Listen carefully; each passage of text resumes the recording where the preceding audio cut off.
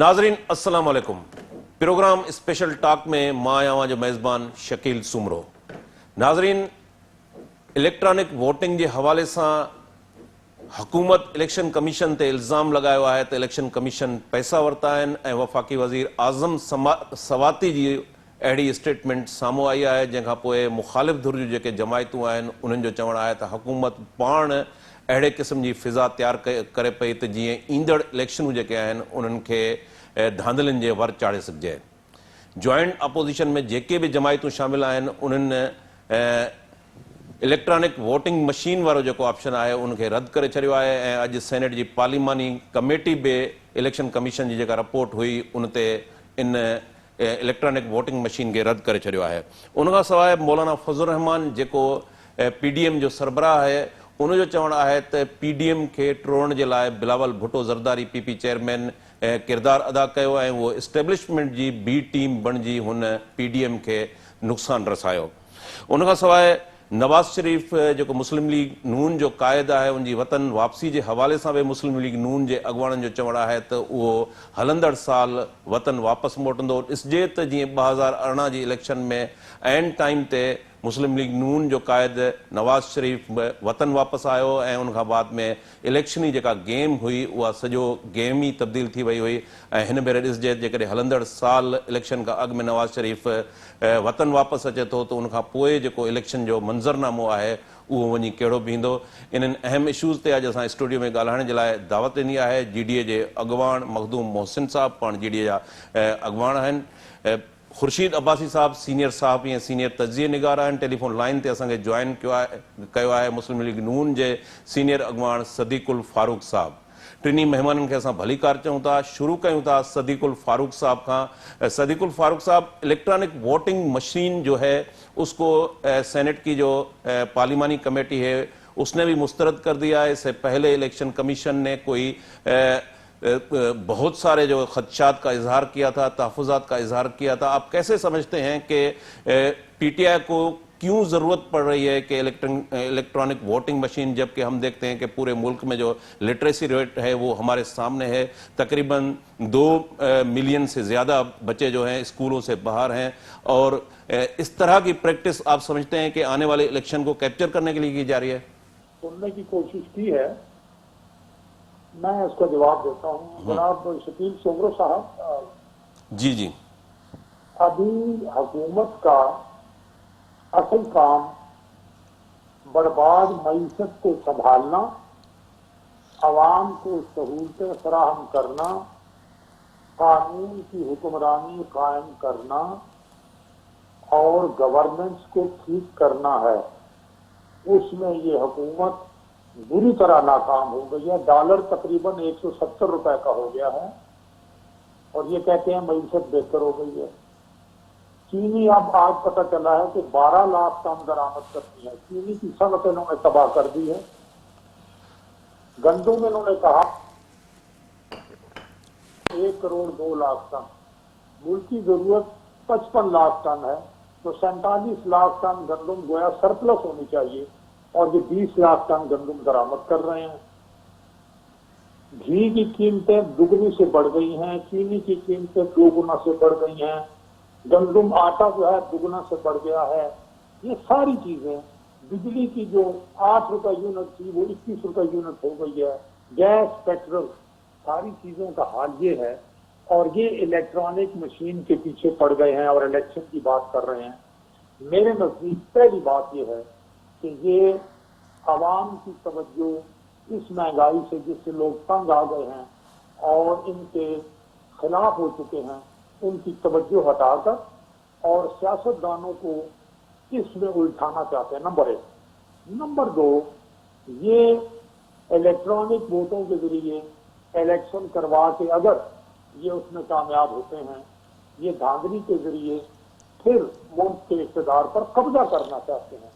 वरना कोई बात ही नहीं है। सारा डाटा मुस्लिम लीग नून की क़यादत ने, माहिरीन ने, जर्नलिस्ट ने, सब ने सामने रख दिया है। यूरोप जैसे मुल्क जहां खामदगी तकरीबन 100% है, उन्होंने इसको मुस्तरद कर दिया है। दुनिया भर में कुल 6 मुल्क हैं اور وہاں انتخابات نہیں کرائے جاتے. جمہوریت ہے صرف 6 ملک یعنی 2%, 98% میں اس کو مسترد کر دیا. انڈیا میں اگر یہ سسٹم لاگو ہوا ہے تو 20 سال کے بعد الیکشن کمیشن نے جو کچھ بتایا ہے ان کو ماہرین کی رائے کے مطابق, تو میں سمجھتا ہوں کہ چونکہ ان کی نیت بھی ٹھیک نہیں ہے, ان کی کارکردگی بھی ٹھیک نہیں ہے, اس کے باوجود یہ حکومت پر آئندہ انتخابات کے نتیجے میں بھی قبضہ کرنا چاہتے ہیں, تو یہ سارا کام کر رہے ہیں اور الیکشن کمیشن کو متنازع بنانے اور اس کو آگ لگانے کی بات کر رہے ہیں, جس پہ اس وفاقی وزیر کو میں کہتا ہوں فوراً اس کے خلاف پرچہ بغاوت کا درج کر کے اس کو پکڑ کے جیل بھیجنا چاہیے. جی مخدوم محسن صاحب, الیکٹرانک ووٹنگ مشین ان تے اعظم سواتی جو پی ٹی آئی جو اہم اگوان ہے ان الیکشن کمیشن تے الزام لگایا ہے تو پیسہ وٹھی الیکشن کمیشن جو ہے ان کے رد کیا ہے.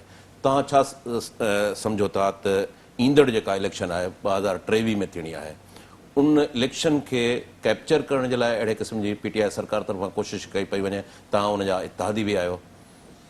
تھینک یو سو مچ شکیل صاحب, تاج یاد کयो. اصل میں سائیں ایشو یہ بات कंहिं बि इदारे खे ईअं मुतनाज़ा न करणु खपे ऐं इदारा कंहिं फ़र्द सां वाबस्ता न हूंदा आहिनि. इदारा हिकिड़ो मुल्क खे रिप्रेज़ेंट कंदा आहिनि ऐं सम्झां थो जी अहिड़ी का स्टेटमेंट जेके फेडरल मिनिस्टर ॾिनी आहे त उहो तमामु ग़लति अमल आहे ऐं असीं हुन जी खुलेआम मज़म्मत कयूं था. बाक़ी तव्हां ॾिसो त ठीकु आहे इलेक्टोरल वोटिंग मशीन जी अगरि इलेक्शन कमीशन मुखालफ़त करे थो त इहो बि हिकिड़ो फैक्टर आहे त जंहिं सिस्टम तहत इलेक्शन कमीशन गुज़िरियल 50 सालनि खां वठी या 60 सालनि खां वठी जेको बि टाइम पीरियड थियो आहे, जेका जंहिं तहत सां इलेक्शन कराए पई, त उन इलेक्शन ते बि काफ़ी सवाल या निशान आहिनि. हाणे 2000 रुॻो हिकिड़े माण्हू ते गया, हिकिड़े पार्टी जी ॻाल्हि कान पई थिए. 2018 वारी इलेक्शन जेका थी जंहिंजी मेजॉरिटी PTI खे मिली, हुन ते मुकमल PMLN मुखालफ़त करे थी ऐं चए थी त हिकिड़ी रिग्ड इलेक्शन हुई. उन खां पुठी इलेक्शन जेका थी जंहिंमें PMLN खे मेजॉरिटी मिली, उन ते बि ज़रदारी साहिबु ख़ुदि चयो त RO DRO इलेक्शन आहे. वरी जे उन खां पुठी अगरि 97 वारी इलेक्शन वञो जंहिंमें PMLN खे 2/3 मेजॉरिटी मिली, उन ते बि सवाल या निशान आहिनि. वरी चोथी गवर्नमेंट 77 वारी ते अचो जे जंहिंमें भुट्टो साहिब खे मेजॉरिटी मिली, त उन इलेक्शन खां पोइ दांधली जो बेस बनाए ऐं मार्शल लॉ लॻाई वई. वरी जे 2014 वारे धरणनि ते पाण जे अगरि नटशेल में नज़रसानी कयूं था त तव्हां ॾिसो त मुल्क जो वॾे खां वॾो जेको तारीख़ी धरणो जेको 120 ॾींहंनि ताईं हलियो, उहो धरणो बिन इलेक्शन जी दांधली तहत ई हलियो. ठीकु आहे, इलेक्टोरल प्रोसेस ते हिननि खे जेके जे तहफ़ुज़ात आहिनि त इहे हल कढी ॿुधाईंदा. हाणे इलेक्शन कमीशन चए थी इलेक्टोरल वोटिंग का सही कान्हे, PTI वारा चवनि था त इलेक्टोरल मशीननि तहत ई थींदी. त इहे त हिकिड़ा ॿ खुला तज़ाद आहिनि. ही हुकूमतूं ऐं इदारा वेही ईअं खुलम खुला वेही ईअं ॻाल्हियूं कंदा त उहो मसइले जो हल केरु कढी ॿुधाईंदो. जी खुर्शीद साहब, पाकिस्तान के अंदर पूरी तारीख़ रही है इलेक्शनूं सदाई उन ते आंगरियूं खजंदी रहियूं आहिनि ऐं ट्रांसपेरेंसी जेका इलेक्शन जी आहे उहे इलेक्टोरल रिफॉर्म्स जेसिताईं नथा आंदा वञनि ऐं उन में बि कंसेंसस हुजे समूरियुनि सियासी पार्टियुनि जो जेके बि पार्लियामेंट में वेठल आहिनि त अहिड़े क़िस्म जी जेका इलेक्ट्रॉनिक वोटिंग मशीन आहे उनखे न रुॻो इलेक्शन कमीशन रद्द कयो आहे, पार्लिमानी जेका सेनेट जी कमेटी आहे उन बि रद्द करे छॾियो आहे. 73 जेके आहिनि एतिराज़ हुया इलेक्शन कमीशन जा. तव्हां सम्झो था त जेकॾहिं इलेक्ट्रॉनिक वोटिंग मशीन जो इस्तेमालु थिए थो उन सां इलेक्शन जेका आहे रिग थी सघे थी, टेम्परिंग थी सघे थी, हैंग पूरो सिस्टम थी सघे थो. इन खां पहिरियों RTS जेको सिस्टम आहे असां उनजो तजुर्बो करे वेठा आहियूं. जी बिल्कुलु ईअं ई आहे. एतिराज़ जेके थियनि था इन हवाले सां थियनि पिया. पहिरीं ॻाल्हि इहा आहे त ॾिसो तव्हां अञा मुकमल तौर ते शराधी कान न ठहिया माण्हुनि जा. तव्हां अञा रजिस्ट्रेशन न करे सघिया मुकमल तौर ते पाकिस्तान अंदरि वोटरनि जी. तव्हां ॻाल्हायो था त भई असां जेके ॿाहिरि पाकिस्तानी वेठा आहिनि उन्हनि खे बि जेको वोट जो हक़ ॾींदव उहो तव्हांखे इन सिस्टम खे त ॾींदव. उन्हनि जूं तव्हां कहिड़ियूं लिस्टूं आहिनि, उहो कीअं थींदो सॼो मामिलो. पहिरीं ॻाल्हि त तव्हां इहा इंटरनेट निज़ाम तव्हां मुकमल तौर ॿाहिरि न आहे थी सघियो. उते उन में वॾा हाणे रुॻो 2-3 इदारा जेके तालीमी इदारा बंदि हुया त हिन खे वठनि पिया लाइन ते भई तव्हां जेका सो इंटरनेट ते वेही असांखे पेपर ॾियो या ॻाल्हायो या लेक्चर वठो, उहे न हली सघिया. त चवण जो मक़सदु इहो आहे त हाणे जेका इहा छो त हिन मुल्क जे अंदरि पहिरियों जीअं तव्हां चओ त इलेक्शन जे हवाले ते अंगरियूं खजंदियूं रहियूं आहिनि हमेशह, ऐं हिन वक़्तु इहे शकियूं शुभाव आहिनि. अचानक जेको आहे सो तमामु सभिनी शयुनि खे छॾे करे तव्हां अची हिकिड़े इशू ते बीठा आहियो त त बाबा देरि न कयो इलेक्ट्रॉनिक सिस्टम जे तहत तव्हां इलेक्शन करायो या इन क़िस्म जी शइ त भई ॿिया त हिकिड़ा सुधारा हूंदा आहिनि तव्हां का महांगाई ख़तमु कई आहे जीअं सदीक़ फारूक साहिबु चयो न तव्हां महांगाई ख़तमु कई आहे न तव्हां पूरे इदारनि खे बहाल करे सघिया हो ऐं अमन वारी सूरत हाल आहे कई मामलात आहिनि जेके अञा ताईं उहे अटकिया पिया आहिनि उते उन ते फाइनल तरह कया नेब जेका आहे उन ते FI ते सभिनी ते इल्ज़ाम लॻी चुका आहिनि त हू हिन जी सपोर्ट पिया कनि ऐं सियासी तौर ते त इहे जेके शयूं आहिनि इन्हनि हालतुनि में यकीनन हिज़्ब इख़्तिलाफ़ या मुस्लिम नून या ॿियूं पार्टियुनि ते एतिराज़ उनजो सही आहे त तव्हां सभु शयूं छॾे तव्हां हिन तव्हांखे टारगेट इहो अची लॻो आहे त भई जेको आहे सो हाणे इलेक्शन जेको आहे सो इन बुनियाद ते थींदी इहे ॻाल्हियूं मां सम्झां थो त दुरुस्त न आहिनि सभ खां पहिरियों तव्हांखे पंहिंजो सिस्टम ठीकु करिणो पवंदो नंबर ॿियो जेके रूटीन जी इलेक्शनूं थियनि पियूं उन में तव्हां शफ़ाफ़त आणियो उन में बॉक्स खणी भॼो न उन में तव्हां मुदाख़लत न कयो उन्हनि खे तव्हां बहितर तरीक़े सां उन में सुधारा आणियो ताकी उते उहे मामला इहे ठीकु थियनि ऐं ख़ासि तौर ते जेको असां ॾिठो आहे त एन टाइम ते जंहिंमहिल वोटिंग फाइनल थिए थी ऐं उनजी गिनती शुरू थिए थी त उन टाइम ते गड़बड़ थिए थी की दॿा घाटिजी था वञनि कंहिंखे इलेक्शन यानी काउंटिंग खां पोइ तव्हां रोके था वेही रहो त ॿुधायो कंहिंखे कोन था इहे जेके धांधलियुनि जा तरीक़ा आहिनि नवां नवां ऐं मां ॾिठो आहे हर इलेक्शन में नओं तरीक़ो मुतारिफ़ करायो आहे को न के तरीक़ो अहिड़ो अचे थो जंहिंजे करे चोखो पुकार मचे थी इहे सभु शयूं जेके आहिनि मां सम्झां थो त इलेक्शन हिकिड़ी बुनियादी शइ आहे इलेक्शन में तव्हांखे ख़बर पवंदी आहे त तव्हांजा माण्हू छा था सोचनि ऐं कहिड़ी पार्टी खे सपोर्ट था कनि ऐं हर पार्टी जो मंशूर आहे कहिड़े मंशूर जा हामी आहिनि तंहिं करे हिसास मामिलो आहे इन खे हिसास सां ॾिठो वञे जी सदीकुल फारूक साहब 3 साल PTI की हुकूमत को गुजर चुके हैं जैसे आपने कहा कि महंगाई जो है वो उसने आम गरीब आदमी का जीना जो है ना वो दोबर कर दिया है तो इसी असना में हम देखते हैं कि अपोजिशन की जितनी भी पार्टियां हैं उनको एक पेज पे होना चाहिए था और महंगाई के इशू को एड्रेस करके इस गवर्नमेंट का वो मुहासबा कर सकते थे लेकिन हम देखते हैं कि जो अपोजिशन है वो तकसीम दर तकसीम हो रही है मौलाना फजल रहमान जो PDM के सरबराह है उन्होंने ये इंकिशाफ किया है कि बिलावल भुट्टो जरदारी एस्टेब्लिशमेंट के साथ डील करके उसने PDM को नुकसान पहुंचाया बल्कि PDM को जो तोड़ा गया उसका जिम्मेवार मौलाना फजल रहमान ने बिलावल भुट्टो जरदारी को ठहराया है तो आप कैसे देखते हैं कि जो अपोजिशन की पार्टीज हैं वो PTI के साथ उनकी एजेंडा पे चल रही हैं या वाकई वो एस्टेब्लिशमेंट के साथ मिली हुई हैं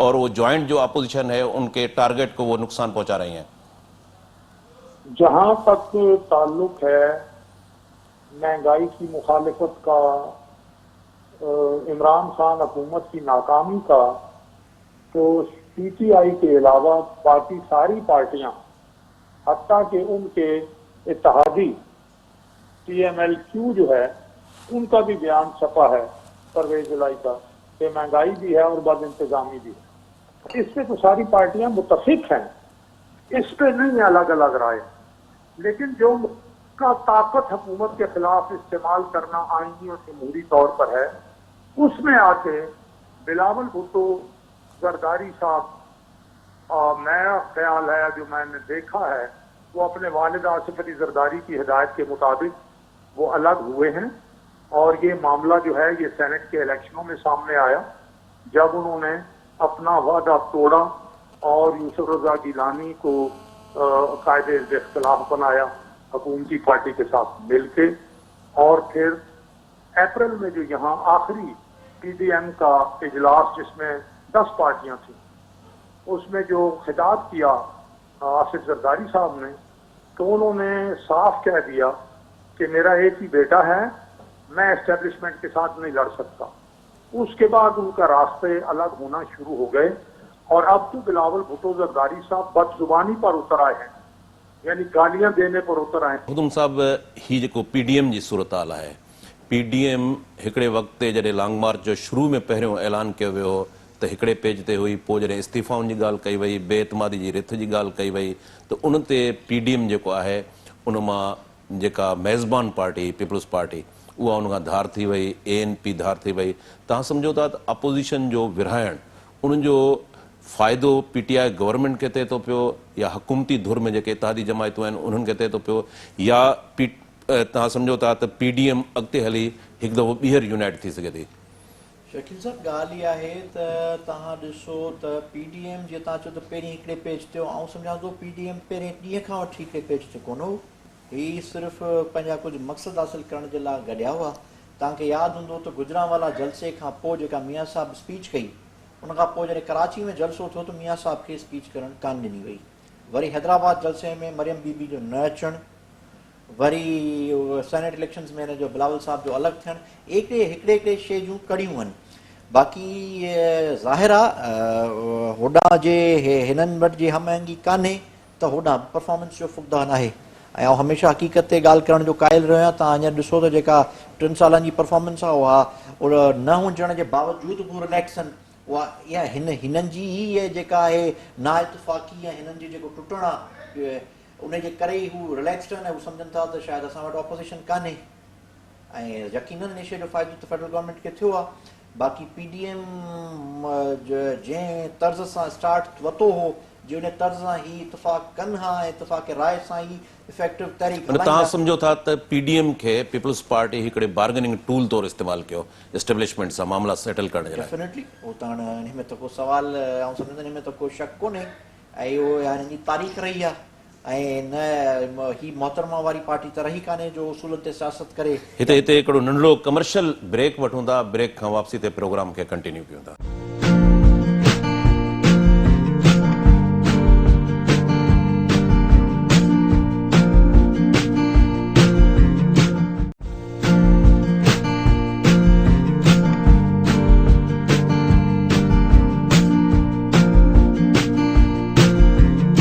वेलकम बैक नाज़रीन जी। मखदूम साहब, जीअं सदीकुल फारूक साहब चयो त बिलावल भुट्टो ज़रदारी पंहिंजे वालिद आसिफ ज़रदारी जे चवण ते PDM खे जेको आहे उन एस्टेब्लिशमेंट सां सहकारी रवैयो रखंदे टोड़ियो। अहिड़े क़िस्म जो इम्प्रेशन असांखे मुस्लिम लीग नून जे अंदरि शहबाज़ शरीफ़ जी जेका प्रैक्टिस आहे पॉलिटिकली, उन मां बि अहिड़े क़िस्म जो तासुर मिले थो त शहबाज़ शरीफ़ ऐं आसिफ ज़रदारी जी रिकंसिलेशन जे हवाले सां, डील जे हवाले सां ॿई हिकिड़े पेज ते आहिनि, साॻी लाइन ते कमु करे रहिया आहिनि। साईं, हाणे पंहिंजे मुल्क जी बदकिस्मती चई सघिजे थी या असां सभिनी जी बदकिस्मती चई सघिजे थी। हाणे असां वटि लीडरशिप जो वॾो फुक़दान आहे। नेशनल लेवल ते ॾिसो, प्रोविंशियल लेवल ते ॾिसो, हाणे उहा सियासत रही कान्हे जो नज़रियात ते कजे या वेही पंहिंजे कंहिं नज़रिए ते कजे सियासत। हाणे सियासत या त मूंखे त मुश्किल सां को हिकिड़े हथ खां सवा नज़र ते तक़रीबन सभु जमातूं हाणे प्रो एस्टेब्लिशमेंट पॉलिटिक्स कनि थियूं। कहिड़ी जमात एस्टेब्लिशमेंट जे ख़िलाफ़ु आहे मूंखे थी ॿुधायो? ही ॻाल्हियूं त भले कहिड़ियूं बि कनि, छा PMLN एस्टेब्लिशमेंट जे ख़िलाफ़ु आहे? कतनि ख़िलाफ़ु कान्हे। ॻाल्हियूं भले केतिरियूं बि कनि अंदरि। नवाज़ शरीफ़ वारो जेको नैरेटिव आहे उहो त एंटी एस्टेब्लिशमेंट आहे, नवाज़ शरीफ़ या उहो बि तव्हां प्रो एस्टेब्लिशमेंट सम्झो था? नवाज़ शरीफ़ ख़ुदि जो त चई सघो था, पर उन ते बि वरी ॿियनि खे फ्री हैंड ॾिनो थो वञे। पार्टी जी सदारत शहबाज़ शरीफ़ साहिब खे ॾिनी अथनि। पार्टी जे अंदरि गिरफ़्त नवाज़ शरीफ़ जी आहे न। गिरफ़्त नवाज़ पॉपुलर जेको बि आहे उहो त नवाज़ शरीफ़ जो हुन सां बीहंदो या मरियम नवाज़ सां। जिन जे ख़िलाफ़ मियां साहिब तव्हांखे यादि हूंदो जलसनि में खुलेआम चवे थो त मुंहिंजी जंग हिननि सां आहे, मुंहिंजो जुड़ो हिननि सां आहे, उन्हनि सां ई संदुस पार्टीअ जो सदर वञी थो अकेलाई में मीटिंगूं करे। इन शइ जो मतिलबु छा आहे? ॾिसो न, शहबाज़ शरीफ़ साहिबु मियां साहिब खां परे त कोन्हे, परे आहे त बार बार चवंदा हिकिड़े पेज ते आहियूं, का नून कान्हे, का शीन कान्हे, हिकिड़ी नून आहे। उन नून जे बावजूदि ई पोइ मीटिंगूं कीअं थियूं थियनि?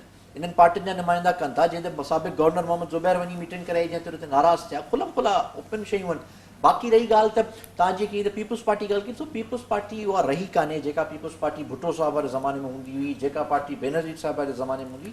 हाणे जेका पार्टी चइनि सूबनि जी ज़ंजीर तसवुरु कई वेंदी हुई अॼु खां 10 साल पहिरीं ताईं बि, उहा पार्टी हाणे चंद ज़िलनि ताईं महदूद थी वई आहे। ज़िलनि में बि जेके शहरी इलाइक़ा आहिनि उन में त माण्हू पंहिंजे शौर जो भरपूर मुज़ाहिरो कनि था। बाक़ी कुझु ॻोठनि जी पार्टी रही पई आहे। सो हाणे उन असांखे ठीकु त बहितरी तरफ़ वञणु खपे। ऐं सम्झां थो त हाणे जॾहिं माण्हू उन शइ खे सम्झंदा ऐं पंहिंजे वोट जो सही इस्तेमालु कंदा त इहे शयूं हली वेंदियूं। बाक़ी हाणे का बि पार्टी नज़रियाती त मुंहिंजे नज़र में रही कान्हे। हाणे सभु प्रो एस्टेब्लिशमेंट पॉलिटिक्स कनि थियूं। पोइ जॾहिं जंहिंजो मफ़ाद टकराए थो उहे कंदा। जीअं तव्हां पहिरीं प्रोग्राम में ज़िक्र कयो त PDM खे टूल करे बार्गेन कई हुई, टॉक्स कया विया। उहो हाणे सभिनी जॻह आहे ऑन रिकॉर्ड आहे, ऐं साफ़ सम्झो सभिनी घणो फ़ाइदो हिकिड़ो फेडरल गवर्नमेंट खे थियो आहे, ॿियो शायदि सिंध गवर्नमेंट खे थियो आहे। सदीकुल फारूक साहब सां असांजो राब्तो बहाल थी वियो आहे।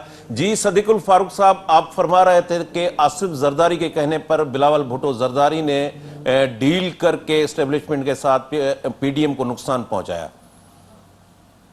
जी उसका नतीजा यानी जो मैंने बात की उसका लुबे लुबाब यही है, और शायद उनको कोई लॉलीपॉप दिखा दिया गया है वो सिंध के हवाले से। वो सिंध पर हर कीमत में हर सौदा करना चाहते हैं कि बस हमें सिंध से हमारी हुकूमत खत्म ना हो, आइंदा इंतखाबात में भी हमारी हुकूमत कायम हो जाए। बाकी उनकी कारकर्दगी हम तो हाथ तो पंजाबी में कहते हैं हौला रखते रहे हैं, लेकिन मैं पहले कहता था कि जो हुकूमत कराची जैसे शहर में सफाई ना करा सके, मैं उस वक्त इनको मशवरे देता था कि 2 करोड़ के झाड़ू ही खरीद लो यार, तो सफाई कर दो। मज़ार कायद के पास गंद पड़ा होता है, आप चले जाएं कराची की गलियों में चले जाएं, आप हैदराबाद चले जाएं, आप ठट्ठा चले जाएं, आप मीरपुर, आप टंडोज में चले जाएं, आप लाड़काना में चले जाएं, आप और दीगर शहर हैं खैरपुर चले जाएं वगैरह वगैरह, आपको मालूम होगा कि नजीराबाद में चले जाएं कि क्या है, 1-2 सड़कें बनी हैं, मैं गया हूं उन पे। अरे उसके अलावा क्या किया है, क्या मसाइल हल किए हैं? आवारा कुत्तों का मसला हल नहीं कर सकते, समझे आप। इस तरह से और जो इनके स्कूल हैं वहां जनाब भैंसें और गधे बंधे हुए हैं, सड़कें कागजों में बनती हैं और पता ही नहीं चलता कहाँ है। तो इसलिए ये किस कारकर्दगी की बुनियाद पर, जो 13 साल की मुसलसल कारकर्दगी है उसकी बुनियाद पर, और जो कुछ ये 2008 से 2013 में इनकी हुकूमत ने पूरे मुल्क में किया, 20 घंटे की लोड शेडिंग ये लोग देके गए, तो उसके बाद ये अपना समझते हैं कि हम आके तो लोगों को बेवकूफ बना सकेंगे। लेकिन मुझे इस बात पर अफसोस होता है कि ये इतनी पुरानी पार्टी और इसमें इतने इतने अच्छे कारकुन मौजूद हों और ये हर अखलाकी हद को फलांग रहे हैं। ये वो जो मरियम नवाज साहबा के साथ जाके मुलाकातें करना, ज़ाहिर है वो इनकी खाला और वालदा की जगह है, वहाँ जाना, बात करना, प्रोग्राम को इकट्ठा मुस्लिम लीग नून के साथ मिलकर सारे काम करना और फिर उसके बाद गालियां देने पे आ जाना, यानी कि कौन सा अखलाक है?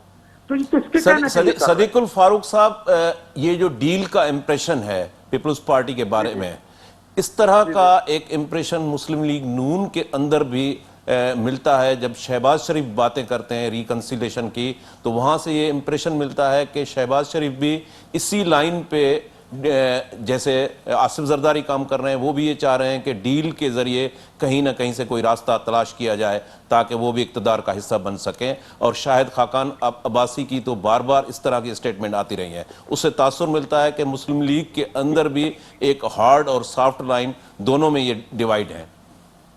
देखिए, पहली बात तो ये है कि अगर मुस्लिम लीग के अंदर कुछ लोगों की ये राय है कि डील कर लें, तो ये उन लोगों की राय है और वो बहुत थोड़ी तादाद में है। आज शहबाज शरीफ साहब का और उनके तर्जुमान का बयान छपा है कि पूरी पार्टी मरियम नवाज के साथ खड़ी है, ठीक है। आज हम जनाब नवाज शरीफ की क़यादत में जो मुस्लिम लीग नून मुत्तहिद है, अगर हम डील करते तो ये इमरान खान हुकूमत में आ ही नहीं सकता था, हम हुकूमत में ही होते। और अगर फिर डील करते तो इमरान खान 1 साल के बाद फारिग था। लेकिन हम ये कह रहे हैं कि इस तरह डील और इस तरह के खेल जिनमें मुल्क बर्बाद हो, जिनमें हमारा दिफा भी कमजोर हो, हमारी मईशत भी तबाह हो, हमारी गवर्नेंस भी तबाह हो, तो ऐसे डील से आइन और कानून के मुताबिक चलना बेहतर है। आइन के मुताबिक जब मुल्क चलेगा, इदारे भी ठीक हो जाएंगे, दिफा भी मजबूत होगा, फौज बॉर्डर्स पर अपना काम करेगी, पार्लियामेंटेरियंस अपना काम करेंगे, तो ये मुल्क की दुनिया में इज्जत भी होगी, अवाम के मसाइल भी हल होंगे। हम ये काम चाहते हैं। सदीकुल फारूक साहब, इस तरह की कोशिशें तो हो रही हैं। बिलावल भुट्टो जरदारी 1 नहीं 2-3 बार शहबाज शरीफ से राब्ता कर चुके हैं। क्या आप समझते हैं कि वो उन्हें अपनी उस डील वाली लाइन पे लाना चाहते हैं? देखिए, शहबाज शरीफ वो तो अब जो अपना बिलावल भुट्टो जरदारी कहते हैं जी कि शहबाज शरीफ की जो मुस्लिम लीग नून है उसके साथ है। میں مریم نواز کی مسلم لیگ نون کے ساتھ نہیں ہوں. یعنی جو لائن عمران خان اور شیخ رشید لینا چاہتے ہیں شین میں سے اپنا نون میں سے شین نکالنے والی باتیں کرنے کی, وہ کھیل جو ہے وہ بلاول بھٹو صاحب کرتے ہیں یا کوشش کرتے ہیں, جس میں وہ ناکام ہوئے اور ناکام ہی رہیں گے. صدیق الفاروق صاحب, نواز شریف کی وطن واپسی کی باتیں ہو رہی ہیں, کیا آپ سمجھتے ہیں کہ جس طرح 2018 کی الیکشن میں اینڈ ٹائم پہ ہم نے دیکھا نواز شریف واپس آئے اور پوری الیکشن میں جو وہ پنجاب میں انہوں نے سویپ کر لیا, تو آپ سمجھتے ہیں کہ آنے والے الیکشن سے پہلے کیا نواز شریف وطن واپس آئیں گے یا باہر بیٹھ کر وہ الیکشن کو مانیٹر کریں گے؟ سومرو صاحب, اللہ تبارک و تعالیٰ انہیں صحت کاملہ عطا فرمائے. نواز شریف صاحب ایک دن کیا ایک گھنٹہ بھی زیادہ وہاں نہیں رکیں گے, نمبر 1. نمبر 2, سویپ کرنا یا ووٹ لینا. دیکھیے نواز شریف صاحب کو مسلم لیگ نون کو تو کچھ زیادہ کام کرنے کی ضرورت نہیں ہے. جب لوگ جا کے 50 روپے کلو والی چینی 115 اور 20 میں خریدتے ہیں, میں نے جیسے پہلے عرض کیا, جب آج 5 ممبرز کی ایک فیملی مجھے ملنے آئی اور وہ حلفاً کہہ رہے تھے کہ جو گراسری ہم 60,000 روپے کی ہم 5 ممبر فیملی مہینے میں استعمال کرتے تھے, اب وہ ہماری 18 سے 22,000 روپے میں آ رہی ہے. یہ آپ دیکھ لیجیے 3 گنا بڑھ گئی ہے خرچے لوگوں کے. تو یہ جو صورتحال ہے, یہ کہتے ہیں کہ لوگوں کی آمدنی بھی بڑھی ہے. کہاں لوگوں کی آمدنی بڑھی, کس کی آمدنی؟ لوگ تو بے روزگار ہو گئے ہیں, خودکشیاں کر رہے ہیں. تو میں سمجھتا ہوں نواز شریف, آج لوڈ شیڈنگ ہو رہی ہے, آج گرمیوں میں گیس کی لوڈ شیڈنگ ہو رہی ہے, تو نواز شریف اور شہباز شریف اور ان کی کارکردگی جو ہے وہ کافی ہے. اور میں آپ سے عرض کروں, آپ کراچی میں بیٹھے ہیں, میں کراچی میں آتا جاتا رہتا ہوں, واللہ مجھے سندھ کے بھائی بہنیں ملتے ہیں, کراچی سے ملتے ہیں, اور اس وقت تو وہ یہی کہتے تھے کہ ایک شہباز شریف ہمیں بھی دے دیجیے. ہم جب سکھر سے آگے جاتے ہیں پنجاب میں اور لاہور اور راول پنڈی اسلام آباد وغیرہ میں جاتے ہیں تو ہمیں لگتا ہے یورپ میں آ گئے ہیں, اور یہاں ہم جب آتے ہیں تو یہ حالت ہے. بتائیے. تو اس لیے میں تو یہ عرض کروں گا کہ انتخابات ہم منصفانہ ہوں گے تو اللہ کے فضل و کرم سے ہم ہی جیتیں گے.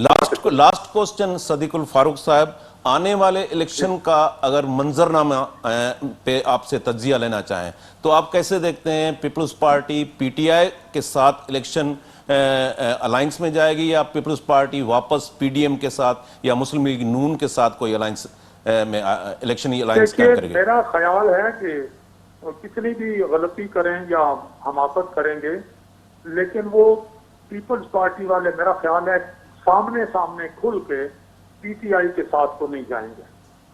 وہ جو ایک خبریں سن رہے ہیں کہ کوئی ایک اور الائنس ادھر سے توڑ, وہ شاید پیپلز پارٹی میں جو ہے وہ ملانے کی کوشش, کھچڑی ایک پکانے کی ہوگی.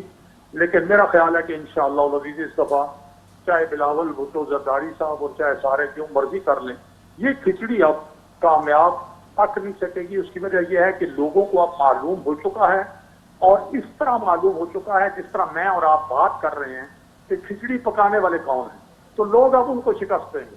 شکریہ صدیق الفاروق صاحب, آپ نے ہمیں ٹائم دیا. جی عباسی صاحب, پاکستان جے اندر کنٹرول ڈیموکریسی ہے. اساں ॾिसूं था त मुख़्तलिफ़ जेके पॉलिटिकल पार्टियूं आहिनि उन में हिकु हार्ड लाइन आहे, ॿी सॉफ्ट लाइन आहे, ऐं हार्ड लाइन खे आम तौर ते बार्गेनिंग टूल तौरु इस्तेमालु कयो वञे थो. पीपल्स पार्टी जा आसिफ ज़रदारी ईंट से ईंट बजा देने वाला, उहे बि बयान तव्हांजे साम्हूं आहिनि. नवाज़ शरीफ़ जी जेका आहे एंटी एस्टेब्लिशमेंट जेको आहे तमामु स्ट्रॉन्ग जेको हुनजो नैरेटिव रहियो आहे एंटी एस्टेब्लिशमेंट, ऐं अॻिते हली उनखे सॉफ्ट शहबाज़ शरीफ़ जी सूरत में बार्गेनिंग टूल तौरु बि इस्तेमालु करे सघिजे थो. तव्हां सम्झो था पिया त पाकिस्तान जे अंदरि वाकई पब्लिक जा जेके अवाम जा मसइला आहिनि उहा का पार्टी एड्रेस करे रही आहे, या हर पार्टी जी कोशिशि आहे त बार्गेनिंग करे डील तौरु रिकन्सिलेशन जे नाले में इक़्तिदार में शिराकतदारी हासिल कजे? ॾिसो, चवंदा आहिनि त हाथी जा ॾंद ॾिसण जा ॿिया खाइण जा ॿिया.